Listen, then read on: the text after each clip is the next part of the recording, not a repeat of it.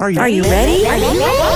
Let's go! Don't you sometimes just want to talk about everything? You know, there's days when you can just talk about anything. Need to sit back and chat about nothing at all? Nothing But Julie, coming at you with fun and creative topics and interviews. Did you hear Julie's podcast? She's got the greatest topics. Come join the chat about everything, anything, and nothing. So unwind and tune in to Nothing But Julie. Great topics and cool interviews with some pretty awesome people. And now, without further delay, here's Nothing But Julie.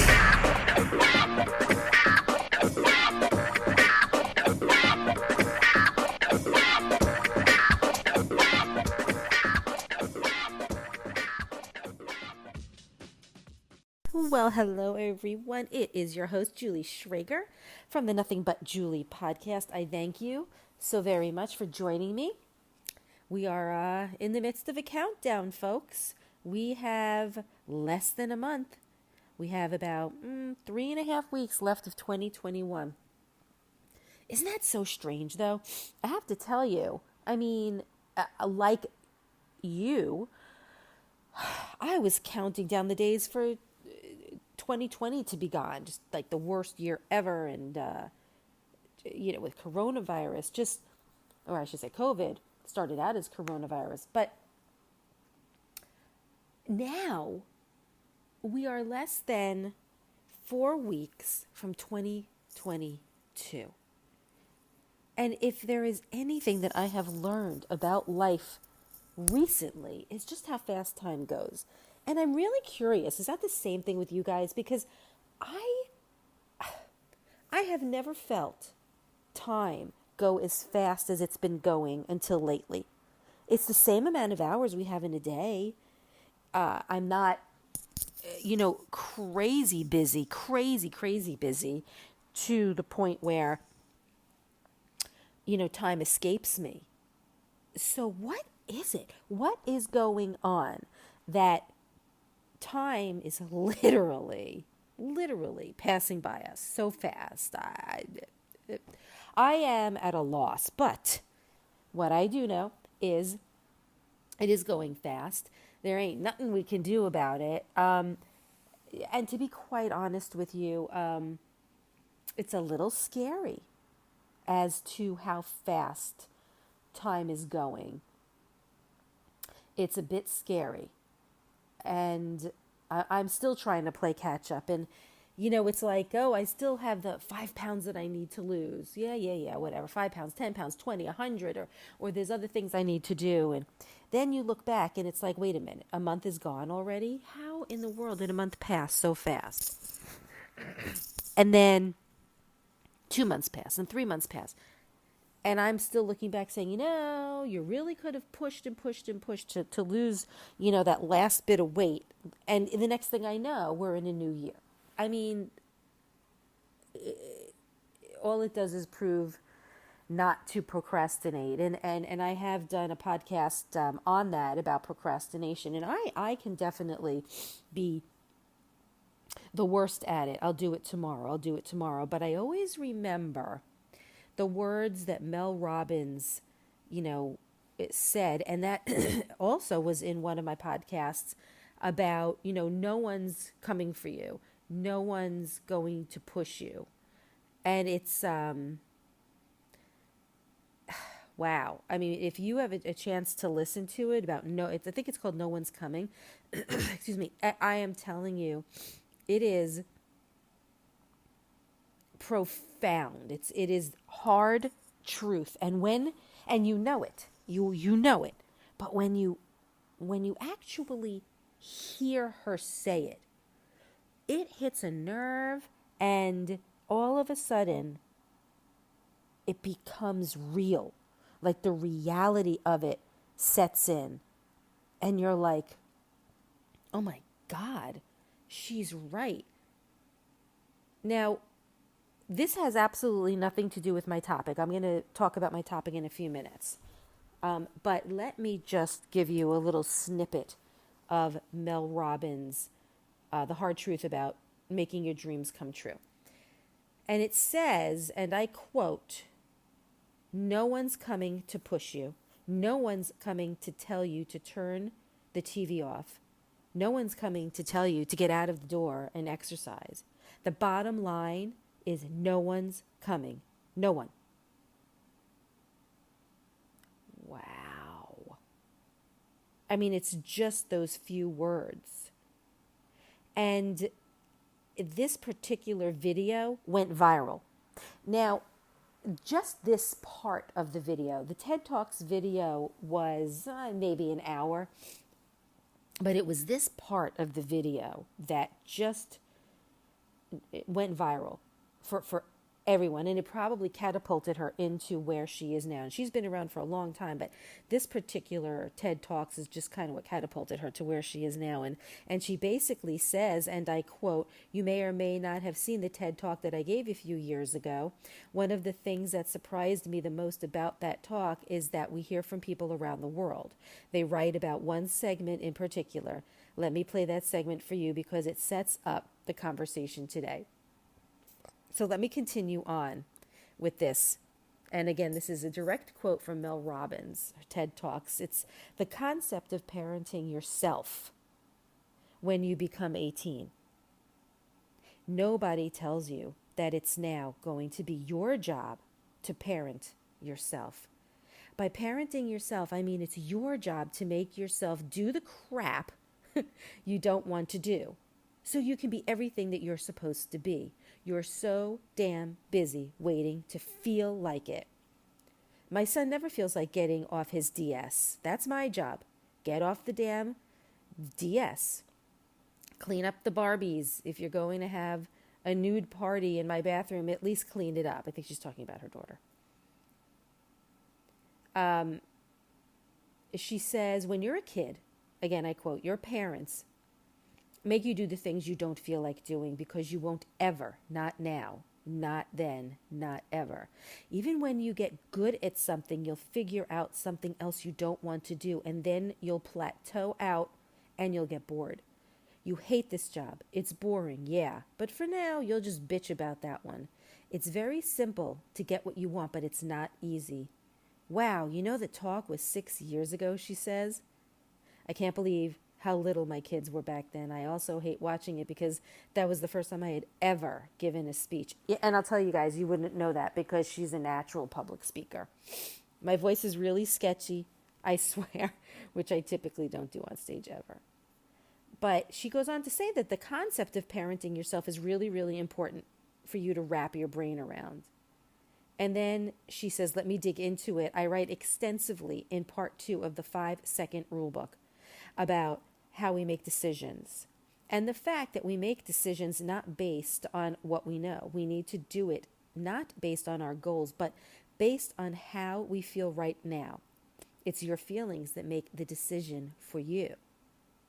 It's one of the reasons why parents are so important for kids, because if we left it up to the kids to do whatever they felt like doing, they'd A, never go to school, B, never do their homework, C, never use their manners, D, never learn to eat correctly, and E, they never do anything. They just sit around and watch TV all day. And she goes on to say that that's the job of a parent. What most of us don't realize, though, and this is what I was alluding to in the TED Talk, when you become 18, when you move out of the house, when you're an adult, you have to parent yourself. I just find that to be so profound, that you have to parent yourself, that you are no longer being parented. I find that to be extremely profound. And when you hear it as an 18, 19, 20-year-old, when you hear that, I am certain that it scares the living shit out of you. Because now all of a sudden you are realizing it's been now told to you that you are on your own. She goes on to say you're always going to need to push yourself. You're always going to need to parent yourself. So even if you don't feel like doing the things you need to do in order to have what you want, you're never going to feel like doing those things. You're always going to need to push yourself. You're always going to need to parent yourself. What is the advice on that? The bottom line is the bottom line. No one's coming. No one's coming to push you. No one's coming to tell you to turn the TV off. No one's coming to tell you to get out the door and exercise. Nobody's coming to tell you to apply for that job that you've always dreamt about, and nobody's coming to write the business plan for you. It's up to you, because you're the only one who's ever going to do things that you feel like doing right now, or that feel good right now, unless you understand that you've got to parent yourself and you've got to push yourself. She's very intent on driving those two profound lines into the brains of the listeners. Unless you understand that you've got to parent yourself and you got to push yourself, you are the only one who's ever going to do the things that you feel like doing. It's true. You're not going to make your dreams come true. You're just not. We're not wired that way. We are born that way. You weren't that way when you were growing up, and you're certainly not that way as an adult. There's a tremendous amount of liberation that comes when you accept the fact that you're always going to need to give yourself a push. What? There it is, guys. I don't even remember what brought me into talking about this. I'm like completely losing it. But wonderful advice from Mel Robbins. Honestly, my unknown mentor of life. That particular TED Talk snippet was sent to me from my husband when I was going through a rough time. And I don't mean like a crazy rough time. I just mean a rough time that came in my life over the last couple of years, when my business kind of went under and struggled to bring it back to life. And then when I was able to bring it back to life, I had an issue with my neck that kind of screwed me up for literally the whole summer, like 4 months. And I kind of started feeling very down and upset and depressed and, going through the motions of that, and the whole woe is me, why me, and I have to reinvent myself and blah, blah, blah, blah, blah, blah, blah. And, it's weird, because when you get like that, when you get under, like, the covers, I'm being metaphorical, or I'm trying to be. When you get into that position to where you feel that you're in this kind of deep black hole, it's really hard to see yourself coming up and coming out. But it happens. And I think that between COVID and my physical ailment and being physically active and all of a sudden not, and then not having my work to at least occupy myself with, it was all new to me, not having much to do. I've always worked. I've always had that. And so when I didn't, I was at a loss and obviously had to reinvent myself. And so I guess in a way that kind of catapults me into, that must be my new word of the week, catapult. I've used it a few times so far today, into this topic, which is how do we keep our mind, our body, spirit in balance? And I not only came up with my own steps to prioritize your mental health, but also with the help of the internet, I have many things that I can go over. And I was going to list 5 steps. And instead I've got like 20 of them. But what I'm going to do is I am going to list the top 5 steps top that I feel are the most important or a priority. And then I'm going to give you the gist of some of the other priority, well, I shouldn't say priority, but I guess it falls below the 5 steps, the items that I feel really are important. And you don't have to remember all of them. You can write them down, you can listen to the podcast again, or you can just keep them in mind because I feel they're important. I've said this so many times before on my podcast that you really have to be cognizant of your mental health and your physical health. I've always said to my son and to my husband, if you don't keep yourself healthy, both physically and mentally, then there isn't going to be any you. And if there is no you, then there isn't going to be a job for you to stress out about. My son is 25, almost 25 and a half, and he stresses out quite a bit over work. He is a high achiever. He has always wanted to be successful, be happy, make money, and he is very, very hard on himself and very, very, he pushes himself to extremes, and it really messes with his mental health and sometimes with his physical health. And I have said to him time and time again, which kind of brings me back to this Mel Robbins, you have to parent yourself. There's only so much a parent can do, but you still never stop parenting. And so that is why I said to him that if you don't take care of you, there isn't going to be a job for you to make a shit ton of money or your own business. And so I think that when you're so young, it's like, yeah, until something happens. And then all of a sudden it's, okay, I have to prioritize my shit. So I have tried to instill in him the power of mental health and how important it is to take care of yourself mentally and physically. So let me go through with you the steps I feel are a priority to keep your mind, your body, and your spirit in balance. And this is the top 5 are in no order. It's just 1 through 5. The top 5 of like 30 that I have here. Okay. So let's start off with, and you might not think this is a priority, but just hear me out, okay? Sorry, I needed a sip of water. Stand up for yourself.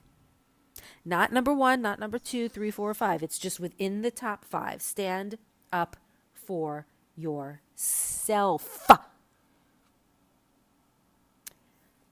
When I was working at my last full-time job, at the high school I was working at, there was a man who I liked very much. We got along very well.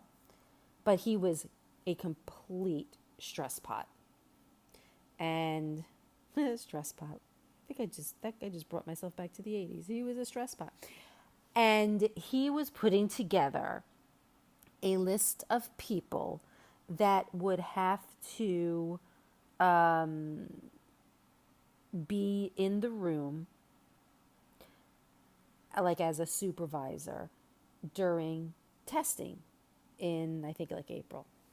My name obviously was on the list, and he put my name down on a time when I had my lunch break. And he was in my supervisor's office, and we were sitting there, we were just talking, whatever, and I just said to him very, nonchalantly, oh, by the way, I wanted to, because it's called a proctor, and I was going to be proctoring, and he was talking about it, and I said, oh, by the way, I just wanted to let you know that the time you put me down for is my lunchtime. And he ripped me a new you-know-what. Like, he literally went straight for my jugular, and I was like, whoa. Now, of course, my supervisor, who I only found out later on was not even on my side ever, but acted like she was. Oh, she just sat there. That was kind of like the first red flag, that she didn't even say anything, and she just sat there. Not that she had to say anything, but she didn't even flinch. So he went off on me for no reason, and I don't know what got into me. Maybe it was age, maturity, been there, done that, and I got up And I looked at him dead in his eyes, and I said to him, I swear, true story, I said, "You are not allowed to speak to me that way." And as soon as the words came out of my mouth, I was like, huh? What? Was that me? And then I immediately felt uncomfortable and embarrassed. And then, just as soon as I felt that, I realized that I was standing there, just looking at him. And the look on his face was one of complete shock. So all of those feelings of embarrassment, and I can't believe I just did that, faded. It was all within a second or two. And I was left with seeing myself on the outside, just standing there looking at him with this very matter-of-fact look that I was giving him. And then I turned and I looked at my supervisor and I walked out. And that was it. And I'm like, oh my God, what do I do with this? Like, I can't believe I just did that. Needless to say, a few hours later, I was in the hallway. He was there. He went up to me and he gave me a hug and he apologized and said something to the tune of, "I'm just really stressed out. It was a reaction. I shouldn't have done it." But the point is that here I am questioning what I just did, but I still stood my ground firmly because I knew that I shouldn't apologize at that moment. Just didn't seem right. And here he is now apologizing. And what I believe it might have done was make him realize his behavior and to take it down a notch. Just by me simply telling him that not simply, but that he cannot speak to me in a certain way, or he is not allowed to. So that's what I mean about standing up for yourself as part of the top 5 steps to prioritize your mental health. You are number 1. You need to stand up for yourself. It's kind of like how much easier it's become as I've gotten older to just say no to people in a kind way. Like, I'm not going to go, no. But what I mean by saying no is, just not saying yes to everything and being able to be like, no. And you can say it in any way you want, but you're just basically denying something that other people want. And it's become very easy for me, kind of like when I was younger and I was getting paid for babysitting, and I would kind of giggle when they would give me the money because I was so uncomfortable taking it. And now I take it. Well, I'm not babysitting, but if I, you know what I mean? If I were to have some kind of a job where someone would literally hand me the money, now I'm just kind of like, well, thank you. I appreciate that. It just comes with maturity. So you need to stand up for yourself. Whatever is going on in your life that you feel you are questioning over and over and over again, and it is affecting your mental health and maybe possibly then affecting your physical health, that is when you need to start questioning yourself. And do you need to change some things and possibly stand up for yourself? All right, number 2. You guys, I'm telling you, this was really hard. Really, really hard to come up with a top 5 list because these are so good. All right. Number 2, again in no order, is asking for help. I think that when we are of a certain age, we have a tendency of thinking that we can figure it all out. No worries, I can do this on my own. I can figure this out. Or I'm too proud to ask for help. Or I don't need help. What are you talking about? There are a plethora of things that prevent us from asking for help. Sometimes it's not even that we don't want to ask for help. It's that we just don't have the time to get the actual help. But like I said earlier, you will not be you anymore. You might not even be around much longer if you don't do things that are a priority for your mental health. And without you having a strong spirit, mind, body, without having all of that, the things in your life decrease. It's okay. It's okay. As a matter of fact, it's a trend to ask for help. I've been noticing more and more, I would say Gen Zs or Gen Zers are in the forefront of the whole I'm feeling triggered, I have anxiety talk, which part of me is like, oh my God, enough with being triggered, enough with I have anxiety. But at the same time, what an evolution of sorts it has been.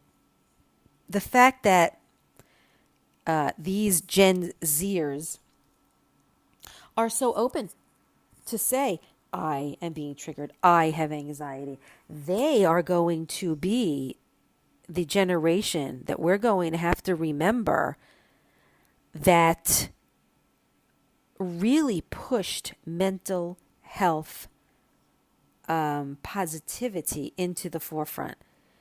I think that the millennials were definitely there to maybe at the cusp of it. I would say the later born millennials, but the Gen Zs have really pushed it to the forefront. And for that, I'm grateful. I have my father who has been dealing with mental health issues his whole life.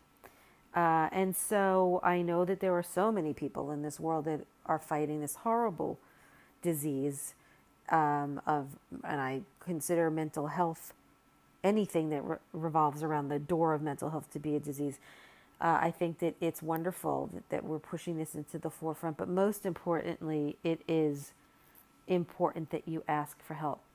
There are people out there willing to help, willing to listen, and want to be there for you. And so it's very important that you make sure that you ask for help and that don't attach any stigma to asking for help, as such as, oh, that means I'm weak, or I am not a strong person, or that, I can't, how can I not figure this out on my own? I am telling you, when you talk to someone, what a relief. Just in that one talk, how much better you feel that you've not only been able to have a sense of release, but you have a sense of relief as well. So, number 2 on my list of priorities for mental health balance, ask for help. Ask for help, ask for help, ask for help. All right, you ready? You need to avoid negativity by setting boundaries. There's really nothing to explain about that. That's pretty explanatory, but I will. What does it mean to avoid negativity by setting boundaries? Well, what can you do to avoid negativity? What boundaries can you set to avoid negativity? Do you know of any? As I'm just saying it before I give you my advice, do you know what you can do? Let me give you an idea. And it's actually very easy to do. If you, well, and it's not just negativity, I mean negative people. Let's say, for example, you definitely need to limit the contact that you have with certain people, certain negative people, those toxic people, the ones that give you a bad vibe. You can feel that in your gut. I think that if you avoid these negative situations or these negative people in general, it is a plus. It is going to be a positive towards your mental health. But the thing of it is sometimes you don't realize that the people that you are friends with or hanging out with or that you have ties with, even business associates, are wreaking havoc on your mental health. So you just need to look out for the red flags, the constant complaining, the negativity that they're constantly ensuing, you talking behind people's backs, saying hateful things like that. It's really important because that can really play a huge role in your life and in your mental health, and it can make you really feel down and really affect your emotional well-being. I think that we sometimes feel obligated to allow ourselves to feel this way because maybe it's a very close friend, maybe it's a family member, and we're maybe afraid to set these boundaries, and we're letting this negativity almost control our lives. And the thing of it is you could maybe help that person that is negative. Maybe you can help them by telling them that you cannot participate in the relationship anymore. And it might help them to change or to seek one of the top 5 priority things like asking for help. Another negative aspect or another aspect that negative people have is also blaming people for their mistakes, which is really a horrible thing to do. The negative people, they secretly hope that the good, positive people will just fail, even a close friend or a family member. So don't engage, basically. And those boundaries, here's the thing. I know that you don't realize this, but you have the power to do whatever you want, even control who is in your life, who stays in your life. I had a friend who literally sucked the energy out of my body. And it was exhausting. And I just remember one day she was back at it with me. We were out to dinner. We were having some wine, and she took over the whole conversation. One negative thing after the next. And here I am looking forward to being out and about. And it wasn't until that one conversation, I think it threw me over the edge. And I just remember putting my hand down on the table and saying to her, I cannot continue in this relationship if all you're going to do is be negative. You are killing me and you are draining the life from my body. And it got very silent. And she just gave me this look like she couldn't believe I said it to her. Because, again, I said it very matter-of-factly. I was very truthful with her, but it took years, because I never realized the impact that she was making on my life. We are no longer friends. We have not spoken in quite some time. That was it for her. When we were done, I said to her something like, this part's a blur, but it was something like, I didn't say this to you to be mean. I said it to you because you are never happy, and you're always negative, and you're going to get yourself sick. And I really think that you need to do something to kind of turn this negative energy around. And instead of her taking that advice, the negative person was like, screw you. And she paid the bill, or her half of the bill, and left. And I was sitting there at the table. I had been friends with her for a very long time. And I really felt guilty. I felt so guilty. I felt like this horrible person. But at the same time, I had to take care of myself and my mental health. And not being friends with her anymore and not being around all of that negativity, wow. I mean, I have to tell you what a difference it has made in my life. I don't think about her. I haven't reached out to her. I have absolutely nothing to do with her, and I never looked back. And I had never been happier. And I remember saying to my husband, what does that mean? This woman was a dear friend of mine for many, many years, and now it's gone, and I don't even care. And he said, because it was just too much. And she did it over and over and over and over again, and she literally wore you out. And that was pretty much it. And I was like, oh my God, you know what?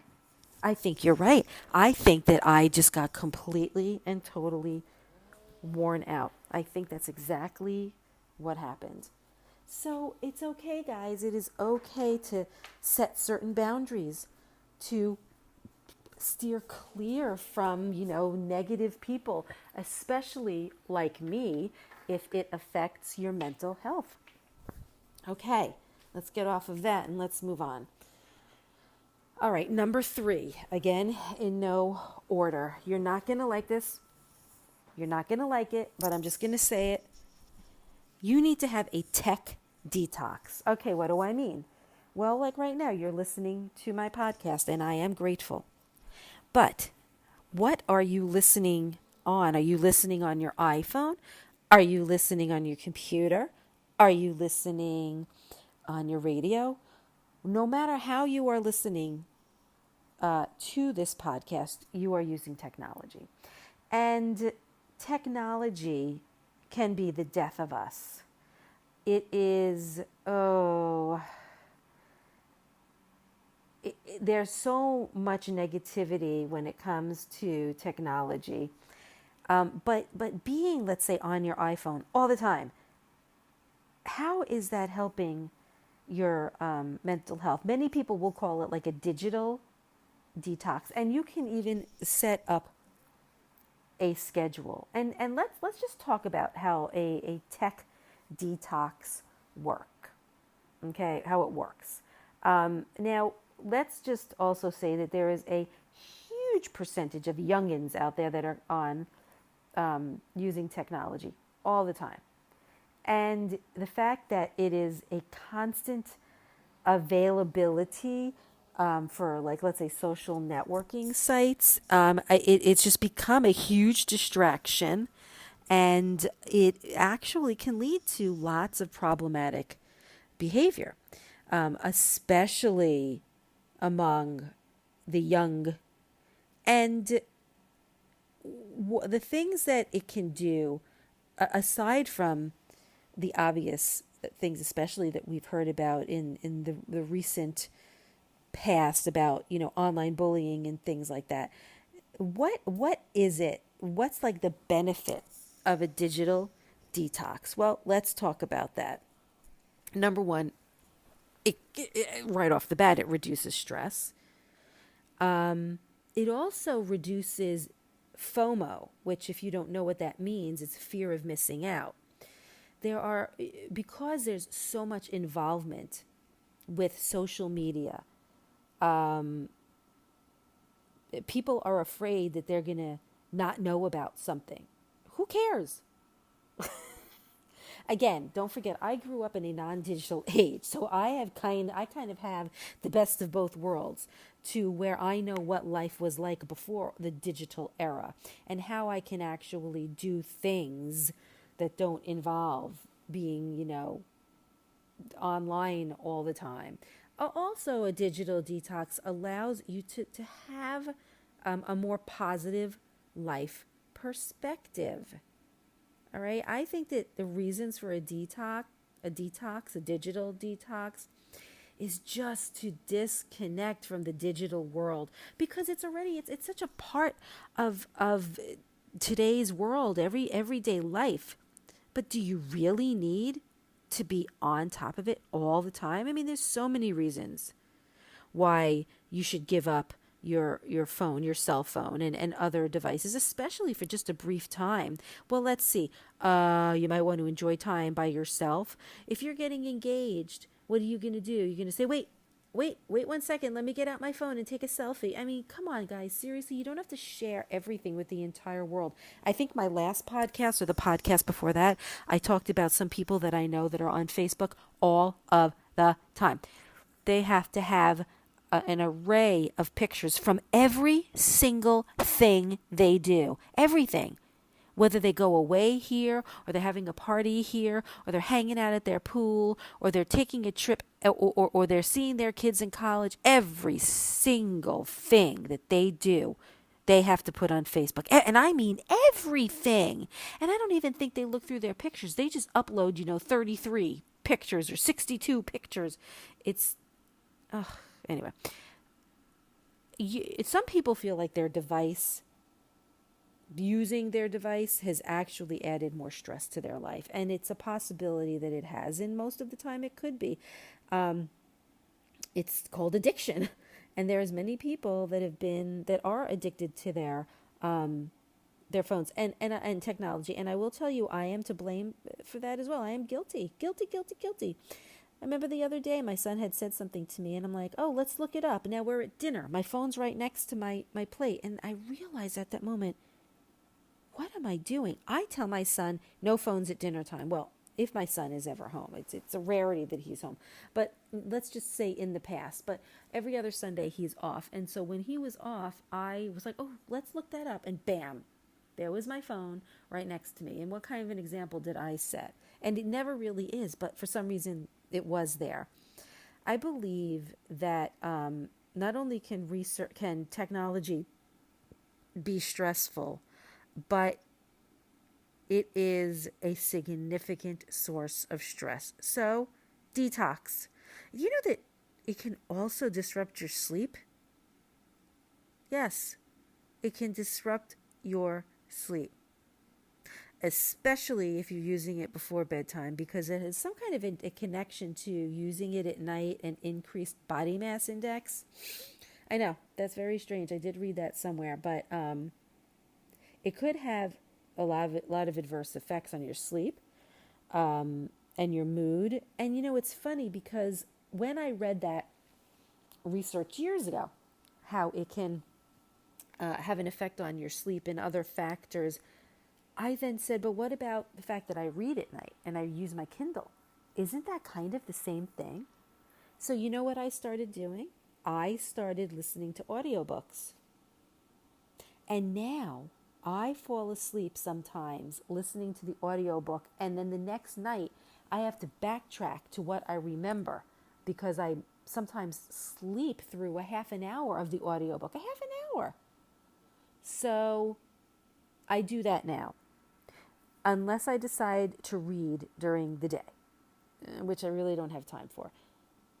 So I really think that if you do a detox, it can help, because I also know that heavily using these devices can be linked to mental health as well. There was like a study that was published, I think, in the Child Development. It's a journal that if you use technology heavily throughout the day, it is associated with mental health problems. And this is mostly among adolescents. I think it has something to do with increased ADHD, and self-love. And it also can affect your work-life balance. There's no reason to be on it all the time. So if you are, let's say, stressed or anxious when you can't find your phone, or if you feel compelled, to have to check your phone every few minutes, or you're afraid you're going to miss something, time to detox. Well, all you have to do about detoxing is just to be, I think, realistic. Just set a certain amount of time aside for when you want to disconnect. And, I am telling you, it's so refreshing for some people to just completely forego all forms of digital communication. Create your own schedule and set limits. Allow yourself to start maybe playing a game with your boyfriend, girlfriend, spouse, significant other, whatever, friend, and remove all distractions. Like, turn the phone off, put it away, get rid of it, unless you need to have your phone because you're waiting for an important phone call, or you're keeping track of your children. That's fine, but that's it. that you set a specific text tone or ringtone, so when they contact you, if they contact you, it goes off with a specific tone. Otherwise, don't look at it. I am telling you, you will be the better for it. Okay, moving on. Number 4. You need to be your own best friend. Pretty simple. How do you become your own best friend? And what does that really mean? Well, I mean, it sounds pretty self-explanatory, but what does it mean? Well, I look at it in a few ways. First of all, when you're your own best friend, it means honesty. It means staying true to yourself and having to be brutally honest with yourself. You know, not sugarcoating things. Allowing yourself to love yourself for every fiber of who you are. Meaning being kind to yourself, being nice to yourself. Treat yourself like you would treat someone else. Hopefully you're a nice person. You treat people nicely. It's important to honor your needs. Whatever it is that you need, honoring it.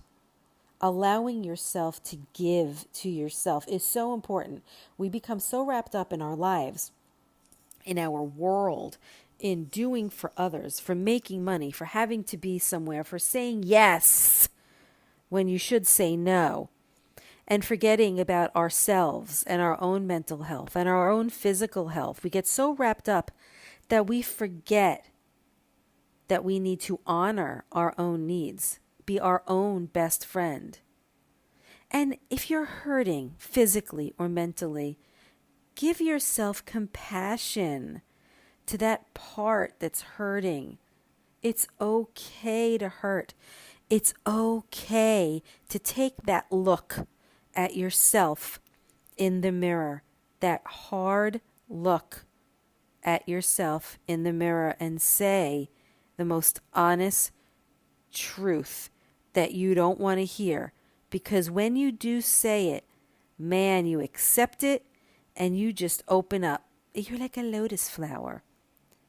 It is okay, if in fact, important to be your own best friend. Being with yourself, spending time by yourself and with yourself is important. When I was raising my son, I didn't want him to always feel like he had to be doing something. I wanted him to always feel like, I wanted him to be happy within himself and not feel that he had to be out here doing something or, you know, hanging out with friends or doing this or doing that. And so I made sure that he had a lot of downtime with us, with himself, doing his own stuff. And he grew up that way. And now he's a little over 25. And he doesn't feel that he needs to have 100 friends in his life to keep him happy or keep him busy. And he doesn't feel like he has to always be doing something. As a matter of fact, he works so much and so hard that when he does have time off, he does what he wants, when he wants, how he wants, and owes no one any explanations. So be your own best friend. It's actually really important. And of the top 5, this is the last one, and this is important. Find your joy. Now, again, this is something that I covered in one of my other podcasts, so feel free to look it up and listen. But what do I mean about finding your joy? I mean, it's all about self-care, finding your joy. I think that there was a book called Find Your Joy. I don't remember by who. It does ring a bell, though. But it's about self-care. And what does it mean? Well, I think it's different for everybody. I mean, look, we know that this last, I would say going on to 2 years, has been challenging for everybody. And you can see that the world is crumbling around us. COVID was the bowling ball that hit the pins, and all of the pins, like a domino effect, are starting to go down. House prices are insane. Unemployment is not very bad, but it's still high. Regardless of what people say, it's high. Just fact check and you'll see. People are insane and are mean and cruel and heartless and negative. And those very same people are saying, oh, there are so many people out there that are so cruel and mean. I just wish everybody would be nice. And I'm like, okay, starting with you. But no, I don't say that. I digress. And then what's happening with the shortages of supplies and goods and the lack of workers who don't want to accept minimum wage. I mean, it's things are starting to really crumble. But just like anything in this world, we just sometimes have to hit rock bottom. What a better way to find your joy. From what I read a few months ago, it was like a study about happiness, and that happiness among Americans has fallen to a 5-decade low. You know, it makes me very sad to be living in this world right now, because I remember the good times. I remember growing up and everything being great and the world around us was flourishing. And now everything sucks. And it sucks for me in the second chapter of my life. It sucks for my son growing up in this world. And I pray that things get better, but things aren't going to get better if we're all attacking each other. And a good chunk of our happiness is influenced by genetics. And for those of you who have really faulty genetics, there's always a way to still get to be a better you. So what can we do? How can we add more joy to our daily routine and enhance our well-being? Well, let's look at happiness. Happiness has more than one component. One part of it is satisfaction. Just satisfied about your life and that it's going well. And then the second is the experience of positivity or positive emotions like tranquility and pride and joy. So what strategies can we utilize to find more joy? Well, something as simple as having a conversation with family members, even strangers. I actually enjoy striking up conversations with strangers more than any other people. You know, it's just fun, and you never know who you're going to meet. But anyway, moving on. I think that it is really important to start striking up conversations and having strong personal connections with other people, if you can. Now, I know I just got off talking about enjoying yourself, but you still need to have people in your life, whether it's family or friends or dogs. You just still need to surround yourself with happy people. I have literally over the last decade, and for lack of a better word, lost many friends in my life, or given up, lack of better words as well, on people that just were a constant negative energy in my life. Slowly, but I had to do it in order for me to be happy, in order for me to find my joy. And I will tell you, at that point, at the end of the decade, I really didn't have a lot of friends. But then when I looked back at the friends that I had, they really weren't friends. They were people that I would hang out with that I just didn't like. And that was kind of a hard thing to admit to myself when I was being honest and true to myself, that we really weren't great friends, even though we acted like we all were great friends, but we were all just holding on to each other so we would have people to hang out with and things to do with people. But it wasn't a real true friendship.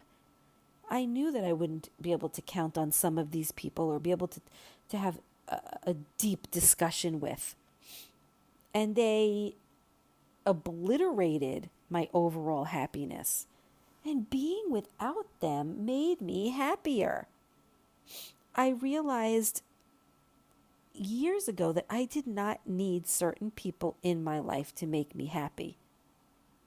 And it ultimately did make me sad that I no longer had a plethora of people around me where I could just call one day and say, hey, you want to go and get a drink? Yeah, okay, let's go. But I was willing to delete that from my life in order to have better mental health. And man, what an improvement it made. So while close friends are like an obvious source of connection, you can have a great encounter with a stranger, someone at a grocery store, at a dog park. You can also make a joy list. Like, write down the things that bring you joy. Like, what really makes you happy? Well, for me, yeah, spending time with friends, but real friends, true friends, which is seldom for me. I don't really, quote, hang with friends much more. No. Let me rephrase that.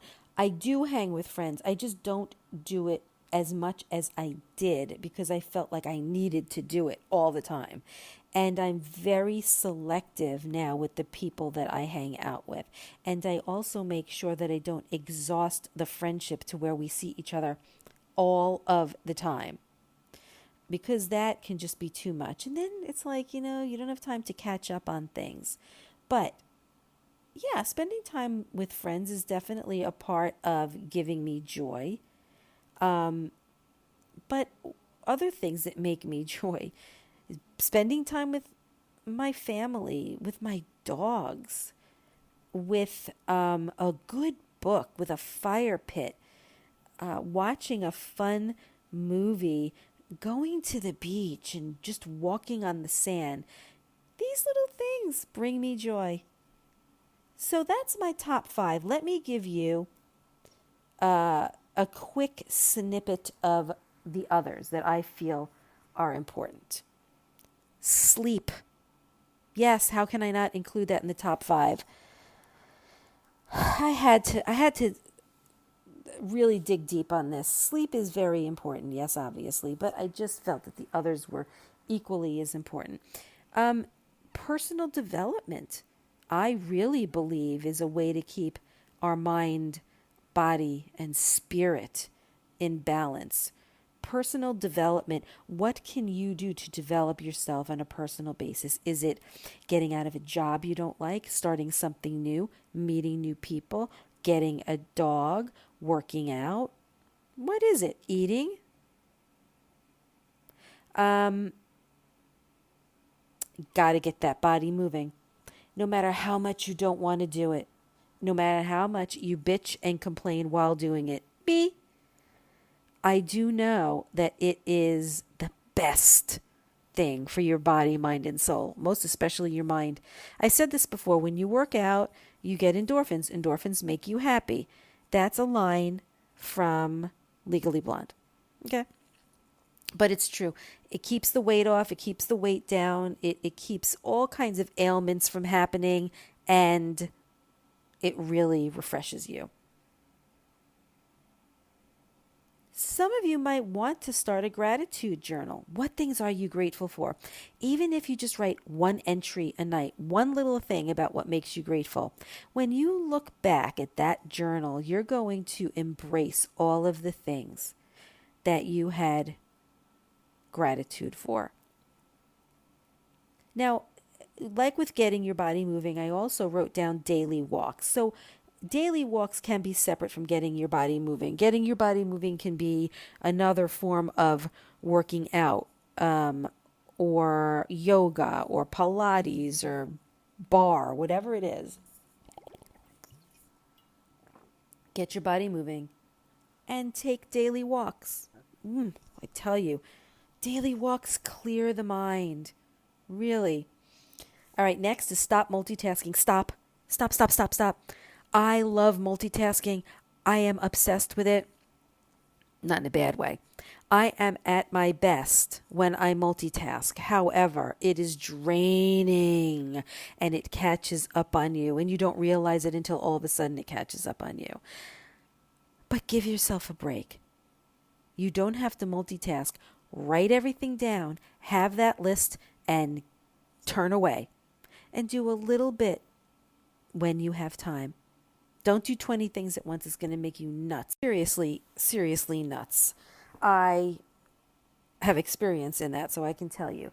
But part of this multitasking is, for me, the only thing I know. So what do I do now? Instead of multitasking, like I said, I will write things down. I will walk away from it so I don't have to think about it anymore. Come back to my list and I will do one thing at a time. And now this leads me into the final step on my list of keeping our mind, body, and spirit in balance, prioritizing our mental health. And that is to stop repetitive thoughts. These ruminating thoughts, well, let me first explain what it means to ruminate. So, like, have you ever had one thought or several thoughts that just keep going on and over and over in your head? They just keep repeating themselves. This is ruminating. These are repetitive thoughts that are either caused from anxiety or from stress. It is a stressor which needs to be eliminated in your life. You need to be cognizant of what is causing you stress in your life and eliminate it or find a way to make it less stressful. Because rumination can be very dangerous to your mental health. It can intensify anxiety or depression and even impair your ability to think or process emotions. So what causes ruminating? Well, I think that what causes it, there are a variety of reasons, but there's some common reasons, and that could be trauma, emotional, physical trauma, or, like I said before, having an ongoing stressor that you at that moment have not learned to control. And it's also common in people who have certain personality characteristics, like you can be someone who focuses on someone's relationship with others, or you can be the perfectionist. And these, again, are all identified mental health stressors. Red flags, babies, red flags. Yeah, sometimes you overevaluate a relationship with others so much that you will make a personal sacrifice for those people versus maintaining your own mental health. So what can you do to help with these repetitive or ruminating thoughts? Well, first of all, you have to be cognizant that it's going on. And when it's going on, when you're, let's say, in the middle of a cycle, sometimes it's really hard to get out of it. And you can enter this cycle. I've learned in the past that you have to change your behavior. As soon as you become cognizant of what you're doing, you need to kind of flip that switch. You need to do something different. You need to change your behavior and think of something else. And once you get past how difficult it is in the beginning, because it can be difficult, but once you get past that point and you see that all of a sudden your brain is no longer thinking about that ruminating thought, oh my God, it's like, wait, that was it? And then before you know it, you're no longer having ruminating thoughts because you are now saying to your brain, screw you, I am not doing this anymore. So what is I'm talking about the best things to stop these repetitive, ruminating, or somewhat obsessive thoughts from running through your mind. Okay, distract yourself. Call somebody on the phone, do chores around the house, draw, read a book, watch a movie, take a walk. You need to have a plan of action before these thoughts start to take a hold of you. So you know what you need to do. And then you take that action. And once you have that plan of action, just move forward with each step, just slowly, incrementally, and then your mind will be put at ease. And yes, you can do it. Everyone can do it. If I can do it, you can do it. And if you think you can't do it, it means that you're not pushing to do it. And you just have to readjust your life goals sometimes. Like, let's say there was a time when I was a perfectionist. I needed to get everything right. I needed to be the best of the best of the best of the best with everything.